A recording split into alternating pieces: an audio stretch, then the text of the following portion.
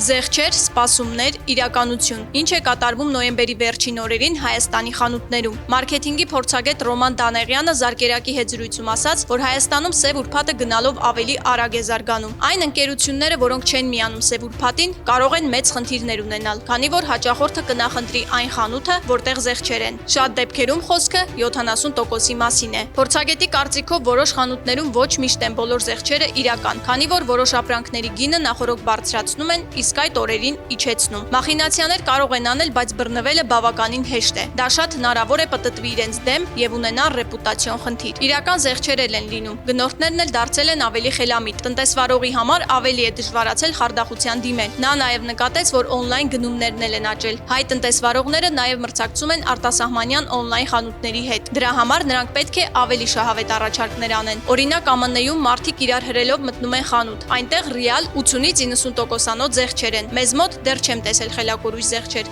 ասաց նա։